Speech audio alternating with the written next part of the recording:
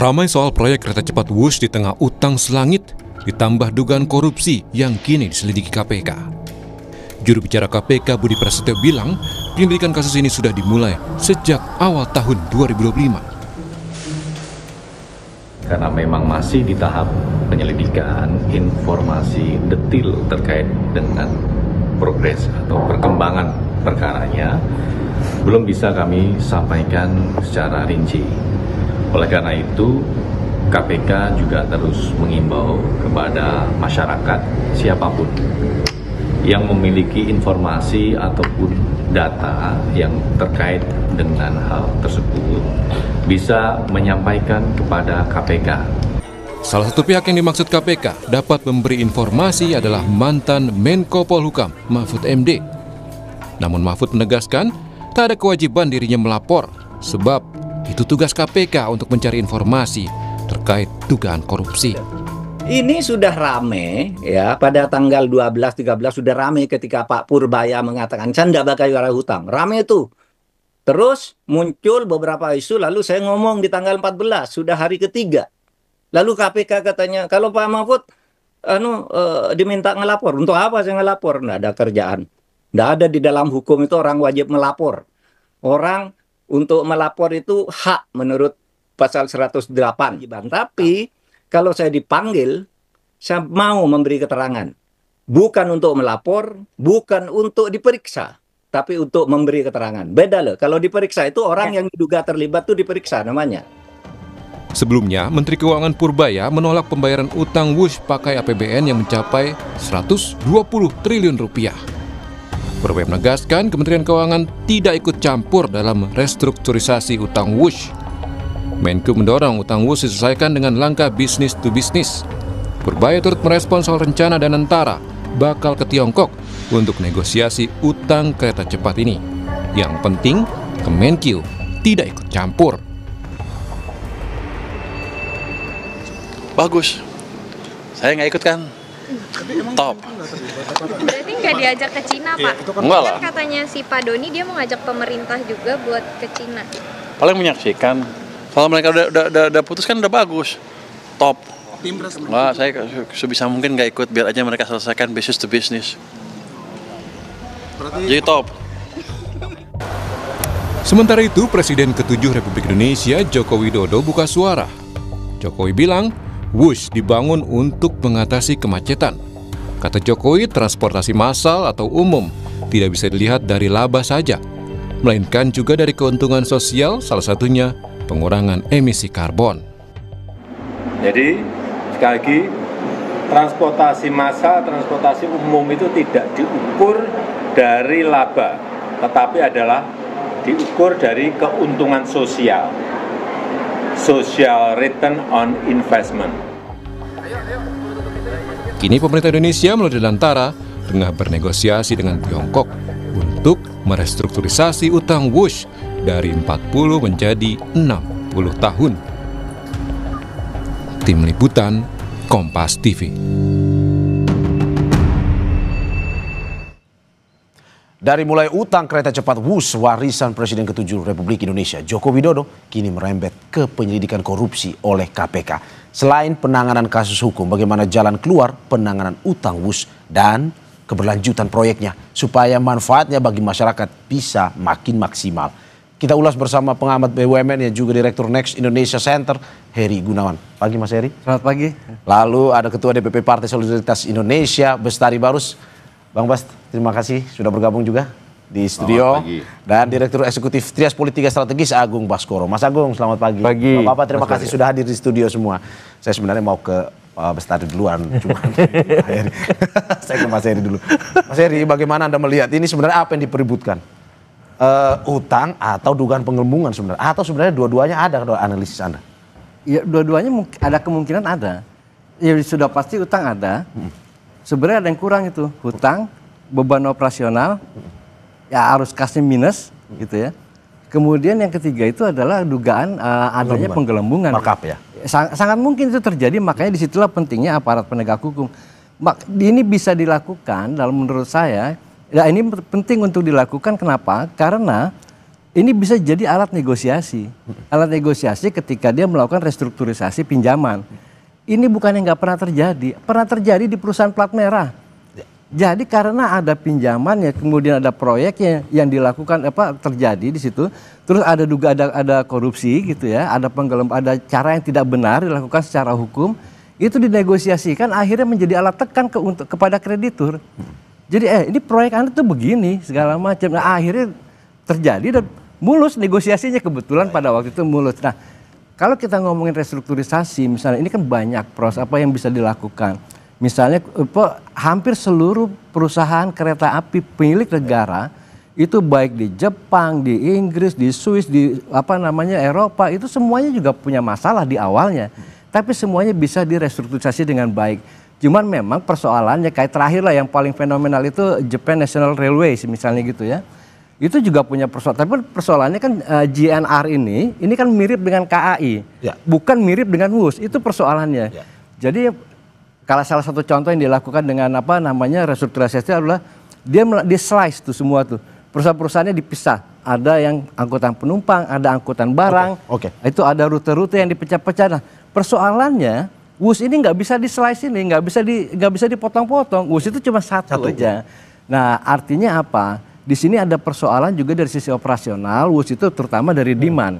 Kalau kan ini kan supply-nya. Nah, persoalannya ketika tidak ada demand, itulah yang harus dilakukan, dipikirkan oleh Danantara, dan Danantara nggak boleh lepas tangan loh ya. Tapi kan kalau pernyataan Pak Jokowi kan tidak apa-apa sebenarnya kalau rugi, yang penting untuk masyarakat banyak. Nah, persoalannya ini substitusinya ada. Kalau nggak ada WUS, ada substitusinya namanya kereta api Parahyangan. Nah, jadi artinya apa? Nggak punya nilai lebih ini. WUS ini sebenarnya ya secara ekonomi juga nggak punya nilai lebih. Kalau mau investasi sosial, kenapa nggak di Parahyangan misalnya? Berarti sia-sia WUS ini sebenarnya, kalau tetap merugi. Loh iya, secara ekonomi sudah pasti sia-sia gitu. Tapi bukannya berarti tidak punya masa depan. Gitu. Bang Bestari, bagaimana Anda melihat itu? Katanya kalau ini sia-sia katanya, karena ada substitusi. Ini mau dari yang sia-sia dulu atau bagaimana? Saya kira tidak ada satu perbuatan yang bisa dikategorikan, apalagi ini menyangkut sesuatu barang berteknologi tinggi, kemudian itu menjadi sia-sia. Kalau tadi kita boleh memilih gitu ya, enakan mana sih naik sepeda motor ke Bandung dengan naik WUS? Pasti orang mengatakan enakan naik WUS kali ya, lebih cepat. Ada yang dicapai dan ada penghematan waktu. Jadi saya agak bingung kalau waktu itu ternyata bagi sebagian pihak itu tidak berharga, atau itu menjadi hal yang sia-sia. Maka tergantung perspektif, pandangan kita apa. Apakah kita sebagai pengguna, saya pengguna, saya senang ada WUS. Jadi mungkin tidak terwakili perasaan saya dengan apa yang disampaikan oleh Bung dari Indo, Next Indo. Dan ada masyarakat juga yang mengatakan, ya saya tidak tersentuh oleh itu, maka saya bersikap seperti ini. Itu biasa saja. Sama dengan, kami dari Indonesia bagian sebelah sono tidak merasakan itu. Ya jalan di Papua yang dibangun juga enggak kita rasakan. Tapi kita yakini bahwa saudara-saudara kita di sana membutuhkan itu. Investasi pemerintah tidak harus kembali dalam bentuk rupiah. Tapi ada return of investment itu, ya ini urusannya sosial, kemasyarakatan. Negara harus hadir memberikan jaminan kenyamanan kepada seluruh masyarakat dari semua lapisan, ya kan? Akan hadirnya transportasi, bagaimana memperpendek jarak, bagaimana meningkatkan konektivitas, kan seperti itu seharusnya gitu. Hari ini mungkin dampaknya baru bisa dirasakan oleh Jakarta dan Jawa Barat sedikit. Tetapi kan sebetulnya ini tujuannya tidak sampai di situ, berhenti.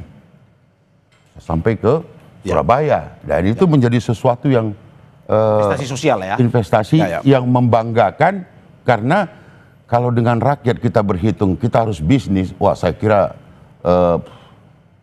bukan dengan rakyat pemerintah harus berbisnis. Mas, ini soal investasi sosial, ini bukan jangka pendek, jangka panjang sebenarnya kalau melihat itu. Diiyakan juga oleh Menkyu katanya. Iya, tapi ini kan ada skala prioritas kita kalau mau membangun. Sekarang mana yang lebih mudahnya, mana yang dibutuhkan antara kita membangun WUS untuk Jakarta Padalarang, kan sudah ada Parahyangan gitu, dibandingkan kita membangun kereta batubara dari Kalimantan Tengah ke Kalimantan Timur misalnya ke Laut Dalam, atau di daerah-daerah untuk konektivitas misalkan di daerah Kalimantan Utara atau di daerah Sulawesi, mana yang lebih prioritas kalau kita mau investasi sosial? Nah sementara WUS ini bukan kendaraan, bukan alat transportasi massal, alat transportasi elit. Karena harganya mahal. Gitu. Pak Besar. Jadi di sini lagi kita menjadi bingung. Sedemikian rendahnyakah penilaian kita kepada masyarakat sehingga angka 250 itu adalah angka yang sangat mahal. Jadi kalau kita lihat dompet orang 250.000, nanti seketika kita bisa katakan kepada dia, Anda mampu naik bus, Anda nggak boleh dapat bansos. Ini luar biasa begitu. Tetapi marilah kita melihat pada akhirnya ini adalah untuk melayani masyarakat, ya tak? Dan ada jarak yang diperpendek waktunya pada hari ini, gitu loh. Kalau dibilang kenyamanan, saya pernah naik dan itu sangat nyaman sekali. Tapi Pak Bestari, kan poinnya sekarang soal utang tadi adalah sampai saat ini KAI pemegang saham terbesar itu sampai 900 miliar harus ditanggung utang tersebut. Kita pernah melihat di Jakarta ini, makanya kita harus lihat itu komprehensif ya. Di Jakarta itu pernah dibangun tuh, yang namanya jalur velodrome Kelapa Gading. Ya, kalau pengamat melihat ini gitu, jaraknya cuma 3,5 kiloan gitu ya. Selama dari kurun tahun 2018 sampai 2024 itu harus disupport 2 triliun kok oleh Pemprov DKI. Gak ada masalah karena kita melihatnya apa? Pada satu ketika ini akan menjadi jaring laba-laba transportasi Jakarta yang tentu akan berdampak apa? Bahwa akan mengurangi mereka-mereka yang menggunakan mobil pribadi sehingga secara tidak langsung kita melakukan banyak penghematan. Gitu loh. Jangka panjang tadi ya, Mas Agung, bagaimana Anda melihat ini? Ini terkait utang dulu kita. Iya, saya melihat WUS ini penuh dilema, tapi secara politik memang tidak bisa dipisahkan. Ini kan legasinya Pak Jokowi. Kemudian kita bicara narasi keberlanjutan, otomatis sedikit banyak akan memberikan dampak ke pemerintahan Prabowo. Jadi kalau WUS ditanya sebatas policy, saya melihat ini legasi Pak Jokowi. Jadi ketika kemudian di sini diserang, saya kira memang ini konsekuensi logis sebuah fakta bahwa memang ada residu kepemimpinan dari Pak Jokowi yang kemarin ada problematik. Tapi kalau ditanya dari sisi manfaat, saya pengguna rutin WUS, Mas. Sepekan sekali saya bisa pakai 2-3 kali dalam sepekan gitu. Jadi kalau ditanya apakah ini tidak bermanfaat atau merugi, debatable. Karena kan kalau saya membayangkan konsep pembangunan itu terintegrasi ya. Jadi Jakarta dan Bandung itu saya melihatnya megapolitan sudah. Jadi Anda mau bilang kebijakannya polemik tapi bermanfaat sebenarnya? Iya, yang perlu kita evaluasi soal misalkan ada penggelembungan, soal operasionalnya membengkak, kita ke sana gitu. Karena ini sudah ada, sudah terlaksana, WUS-nya sudah terwujud, kan nggak mungkin kita batalkan gitu. Tapi kita perkuat, kita kawal bagaimana legacy ini memang lebih banyak positifnya ketimbang negatifnya. Nah, dan saya mendorong ini harus diusut tuntas penggelembungannya. Kemudian bagaimana skema operasionalnya supaya apa, tidak membebani KAI, tidak membuat ini buntung bagi pemerintah semacam itu. Dan yang kedua memang saya melihat suka atau tidak bagus ya kalau selama ini keluarga Solo Pak Bestari itu diserang pribadinya, sekarang lebih ke polisinya, Mas. Kita diskusi di sana, berdebat, dan itu lebih produktif itu seperti itu. Dan saya senang PSI yang muncul gitu. Supaya apa? Supaya lebih kuat datanya, Bang. Bukan hanya sebatas apalagi Bang Bestari baru berpengalaman. Narasinya gitu ya, substantif gitu. Kita berdebat soal ini sangat baik untuk pencerdasan publik juga. Saya ke Mas Heri lagi. Mas Heri, tadi soal utang, tapi sekarang soal yang lagi viral. Pernyataan Pak Mahfud bahwa, ini kalau saya baca, biaya per kilometer kereta cepat WUS di Indonesia mencapai 52 juta dolar AS. Padahal di Cina hanya sekitar 17 sampai 18 juta dolar AS. Naik 3 kali lipat. Ini uangnya kemana katanya? Menurut Anda bisa seperti itu analisisnya Anda? Ya, kalau menurut saya sih nggak bisa dibandingkan dengan cara linear kayak gitu. Itu nggak bisa. Anda juga tidak setuju dengan pernyataan itu? Iya. Kenapa saya nggak setuju? Dibuat simplifikasi kayak gitu nggak bisa. Karena kita nggak tahu kondisi tanah. Karena itu bisa jadi. Saya pernah ngobrol sama orang KCIC itu. Itu kalau misalnya ya kita bangun kereta biasa di jalur datar, paling kita tusuk itu untuk melakukan analisis tanah, soil analisis mereka nyebutnya itu paling cuma berapa 50 meter. Tapi WUS itu bisa lebih sampai 200 meter, bisa sampai 300 meter karena kan datarannya basah di sana itu satu hal. Itu berapa kali WUS itu juga masuk terowongan. Ya. Nah, jadi bahwa di sana ada potensi penggelembungan iya, tapi kalau kita bandingkan dengan Arab, kemudian dengan Cina yang datarannya berbeda, itu bisa jadi nggak fair kita bandingin gitu. Apalagi kalau kita bandingkan dengan LRT nggak ada pembebasan lahan. Nah, penggelembungan menurut Anda ini analisisnya seperti apa kalau Anda tidak setuju dengan pernyataan dari Pak Mahfud tadi? Iya. Kalau menurut saya, kenapa terjadi terutama terjadinya pembengkakan biaya. Ya. Nah, kenapa terjadi pembengkakan biaya? Menurut saya itu seharusnya masuknya dari situ. Kenapa?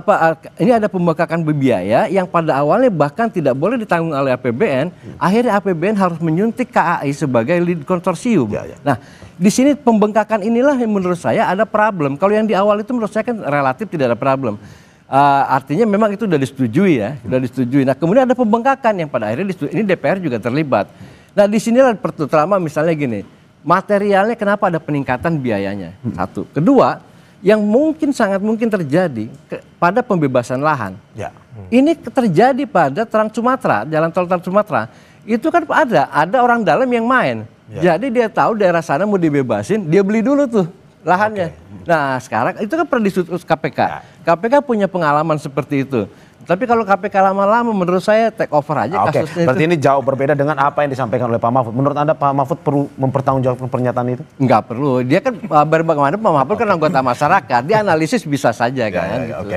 Pak Bestari, tanggapan Anda. Ya, saya kira hari ini seluruh masyarakat Indonesia itu perlu juga ya mengapresiasi apa yang disampaikan Pak Mahfud. Oh, apresiasi. Ya. Apresiasi lah sebagai warga negara. Dan ini juga sebetulnya apa yang disampaikan beliau itu men-trigger. Akhirnya masyarakat itu ingin juga kejelasan terhadap peristiwa-peristiwa masa lalu. Ya, bagaimana sih? Itu masih ada loh di sosial media membuka tentang BLBI gimana sih? Gitu. Kemudian Senturi itu bagaimana sih? Kemudian itu jual gas murah-murah itu ke Singapura tuh gimana sih? Beli mahal WUS ribut. Tapi jual gas murah kok nggak ribut gitu. Ya, belum lagi nanti itu Hambalang gimana sih? Kami belum puas itu dengan penyelesaian seperti itu. EKTP gimana sih? Itu yang sudah menyebut-nyebut nama lah macam-macam itu kok juga tidak disebut oleh Pak Mahfud yang kenapa pernah. Hanya fokus ke WUS aja? Kenapa cuma WUS aja? Jadi hari ini kita harus terima kasih Pak Mahfud itu men-trigger justru sampai kepada KPK supaya KPK lembaga kita yang kita cintain ini bisa juga kemudian lebih memberikan perhatian kepada hal-hal yang tertinggal di belakang.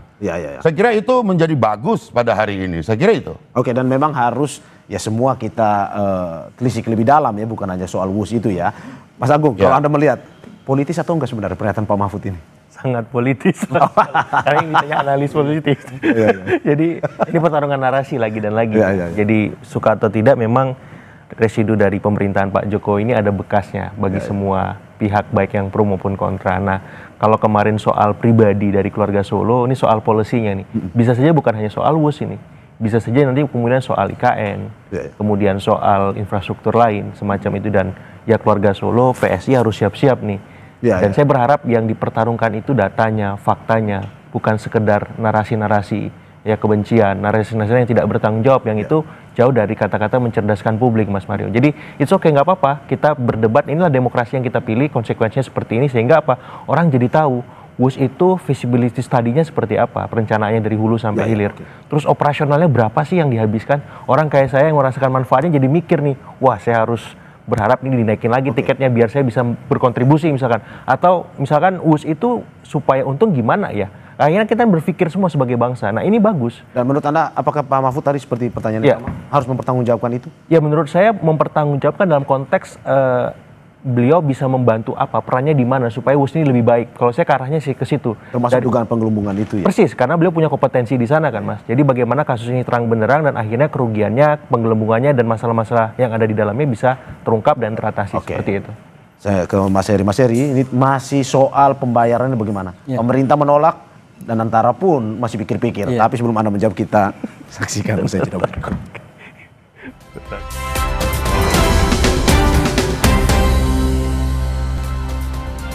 Terima kasih masih di Sapa Indonesia Pagi. Saya lanjutkan ke Direktur Next Indonesia Center, Heri Gunawan. Mas Heri, bagaimana Anda melihat bahwa Menq bilang ya bukan APBN, tapi Pak Rosan dan Antara bilang ya masih pikir-pikir dulu. Ya. Bagaimana sebenarnya skema pembayaran? Yang tidak boleh, yang harus menjawab yes kami terlibat itu seharusnya Pak Rosan dan Antara. Wah, karena BUMN sudah diatur aturan baru ya. Dan Antara. Sebab gini. Yang orang selalu beralasan bahwa ini adalah proyek pemerintah. Penugasan, betul memang penugasan. Tapi apakah penugasan kalau ada masalah di take over oleh pemerintah? Kan tidak. Ya. Kayak lagi-lagi Trans Sumatera. Itu kan juga bermasalah. Artinya perusahaannya juga merugi. Kan pemerintah tidak langsung take over. Karena gini, di dalam regulasi yang dibuat, baik Inpres tahun 2015 maupun peraturan Menteri Keuangan zaman Sri Mulyani, itu yang namanya utang, betul ada yang dijamin, karena ketika terjadi kesoperan. Tapi yang jamin itu adalah BUMN juga, yang namanya PII, Pembiayaan Infrastruktur Indonesia, gitu. Jadi kereta api sebagai KAI sebagai konsorsium dia tanda tangan yang menjamin PII. Nah bukannya apa? Bukannya pemerintah sebagai Menteri Keuangan, bukan, gitu. Nah jadi artinya di dalam hal ini Pak Purbaya atau sebagai Menteri Keuangan ya dia sudah benar menyatakan bahwa APBN, karena nggak punya duit APBN-nya, APBN tidak akan terlibat, ya sudah dia memagari di situ. Tapi yang tidak boleh menolak adalah Pak Rosan, karena dia BP dan Antara. Sekarang jangan yang labanya aja diambil, dividennya diambil, tapi yang bermasalah ditinggalin, kan nggak boleh begitu. Nah skemanya akan seperti apa? Apakah dari dividen itu baru ditutup utangnya atau gimana sebenarnya? Ini nggak bisa diputuskan secara parsial, ini harus diputuskan secara komprehensif. Buat skenario restrukturisasi dan transformasi. Nah itu yang harus dilakukan. Apa yang bisa dikontrol bebannya, misalnya sebagai contoh aja ya, mereka pasti lebih ahli. Apa yang bisa dikontrol bebannya, itu harus dikontrol. Ini kan biasanya SDM di perusahaan perkeretaapian itu biasanya masif. Nah ini juga memang harus dipikirkan apakah bisa semasif itu. Kedua, perawatan kereta api Wus misalnya, apakah memang harus ditangani secara internal? Ini kan sekarang ditangani oleh secara internal. Nah, apakah nggak lebih efisien ditangani oleh misalnya gitu kita punya Inka, misalnya gitu. Nah, kemudian dari sisi kan kalau kita punya masalah di operasional, kalau kita sudah menurunkan beban masih merugi, kan pendapatannya yang harus kita naikkan. Apakah visible misalnya tadi misalkan Mas Agung bilang dia udah sampai di Jakarta, di Halim, dia beraktivitas di Jakarta. Kenapa tidak ada konektivitas? Kalau beli satu tiket bus misalnya ya, dia beli tiket bus, dia sampai Halim, udah gratis tuh naik LRT. Dia mau nyambung lagi kemana-mana, udah gratis naik MRT. Jadi ada incorporated di dalam BUMN. Integrasi lah ya. Iya, integrasi BUMN, BUMD. Nah itu solusi jangka pendek gitu ya. Tentu pada saat yang bersamaan, restrukturisasi utang perlu dilakukan. Tapi juga dipikirkan untuk mencari pendapatan gitu ya. Itu soal strategi korporasi. Kayak misalkan dulu kereta Jepang itu kan, dia bikin satu entitas bayangan baru yang kemudian setelah di-slice semua, yang kemudian diprivatisasi sama pemerintahnya gitu kira-kira. Itu banyak lah yang bisa dilakukan. Gitu. Pak Bestari, bagaimana Anda melihat? Ini Menteri Keuangan dan Antara saling lempar. Concern kami di PSI pada hari ini adalah mengawal bagaimana WUS tetap WUS. WUS tetap WUS. Mampu memberikan pelayanan terbaik bagi masyarakat. Dan kita harapkan berkembang tidak sampai di situ, tapi nanti terus sampai ke Majalengka, terus ke Jawa Tengah dan berakhir di Jawa Timur untuk fase yang Pulau Jawa. Baru kita pikirkan yang lainnya. Luar Jawa, ya. Kalau mengenai skema bayar-membayar, saya kira di Republik ini sudah banyak sekali yang memikirkan tentang itu dan rata-rata semua orang pintar. Apakah mereka lagi gimmick atau apa? Yaitu kita kembalikan kepada mereka, apakah mereka lagi bargaining atau apa, kita kembalikan kepada mereka, apakah mereka sedang kemudian berkalkulasi dengan gaya-gaya tertentu supaya juga masyarakat mendapatkan masukan yang baik, ada juga yang lucu-lucu gitu ya. Bagaimana kita lihat Pak Purbaya itu kan selalu lucu gitu kan.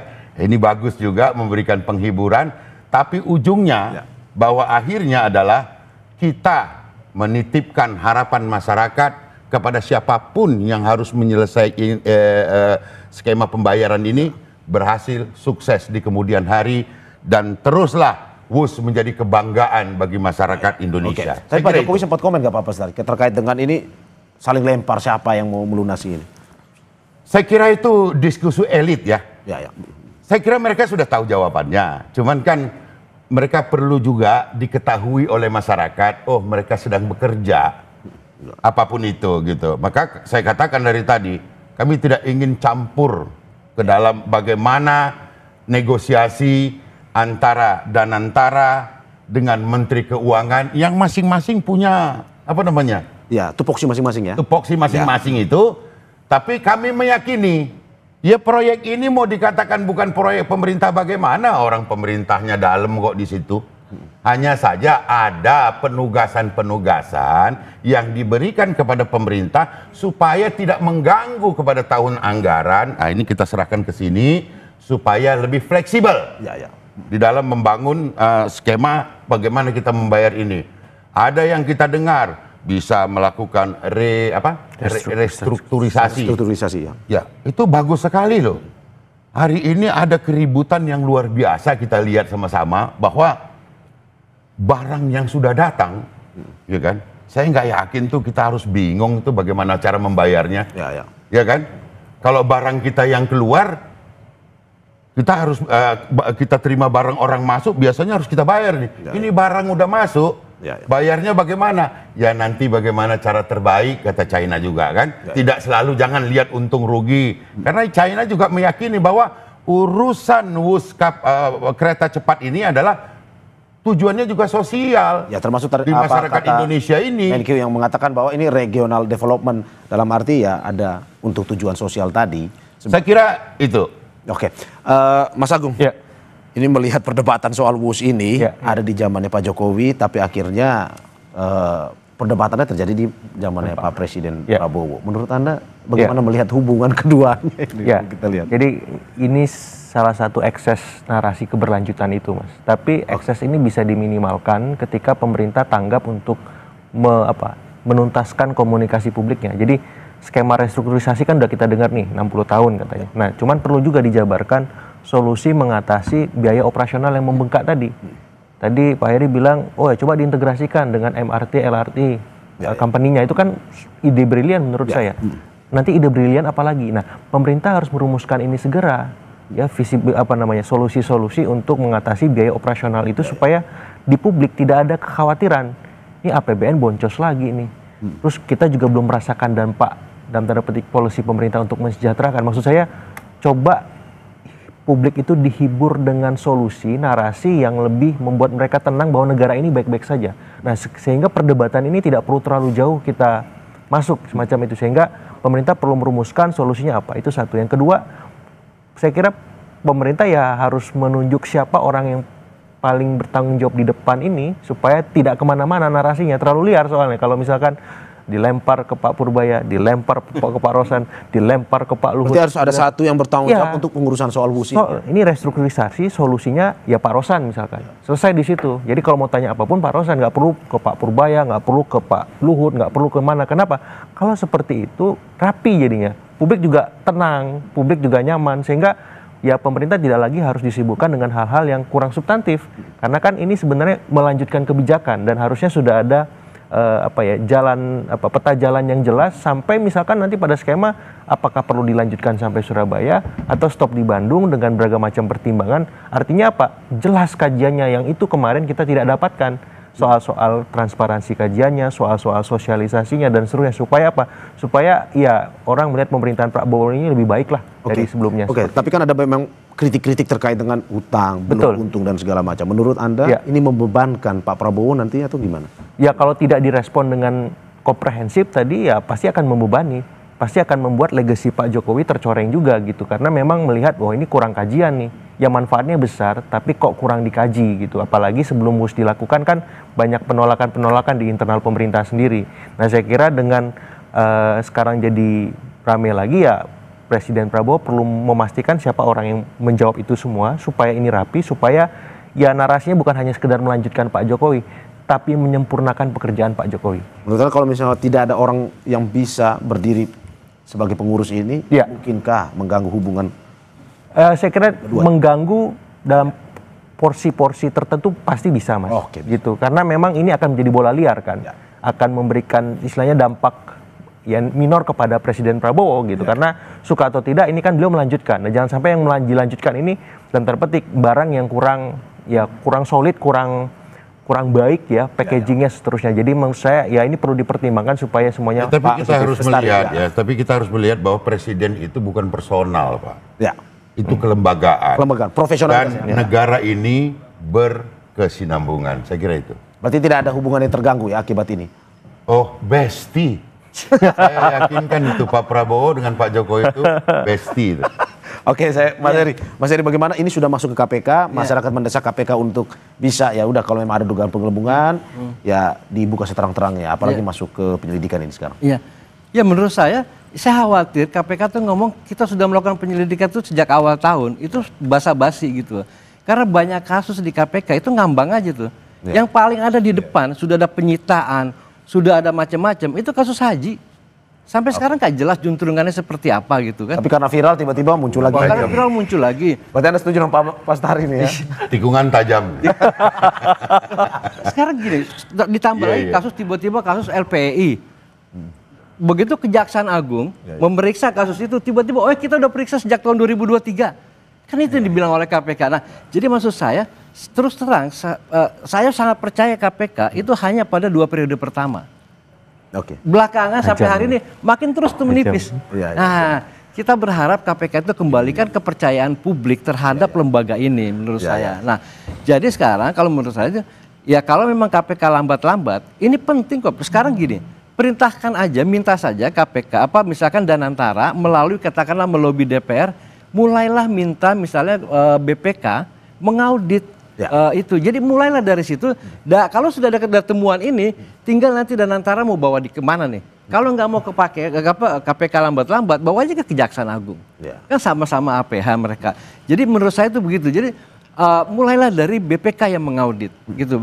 Terutama pengadaan lahannya biasanya kan kalau yang kayak gini-gini panjang nih pengadaan lahan nih asik nih. Nah itu pengadaan lahannya dan yang lain-lain gitu. Tapi kalau ngomongin Pak Jokowi ini kan policy kan nggak bisa diutak-atik gitu loh segala macam. Pak Bastari, singkat saja. Menurut Anda apa yang harus dilakukan KPK ke depan? Oke, tadi Anda sudah bilang ya perlu juga kasus-kasus lain. Tapi soal WUS ini. Ya, KPK perlu hadir untuk memberikan penjelasan bahkan sampai kepada kepastian hukum. Sehingga tidak menjadi bola liar ya? Bola liar di tengah masyarakat. Dan juga jangan sampai KPK masuk ke tengah hanya untuk mengganggu iklim investasi. Mas Agung sedikit singkat saja soal apa yang harus dilakukan KPK. Ya KPK mau tidak mau harus dalam tanda petik membuktikan ya giginya, tajinya supaya mengusut kasus ini setuntas-tuntasnya, seterang-terangnya. Kalau memang ada masalah di mana, terus ujungnya seperti apa, jangan sampai diambangkan dan tidak jelas. Seperti yang tadi Pak Heri bilang, ada kasus-kasus lain yang juga demikian, akhirnya publik kan berasumsi macam-macam, berprasangka dan tidak baiklah ke depan. Seperti itu. Terima kasih Bapak-Bapak untuk diskusinya hari ini. Terima kasih Direktur Next Indonesia Center Heri Gunawan, Ketua DPP Partai Solidaritas Indonesia Bestari Barus dan pengamat politik, juga Direktur Eksekutif Trias Politika Strategis Agung Baskoro. Sehat-sehat selalu. Terima kasih Bapak-Bapak. Saudara jangan kemana-mana.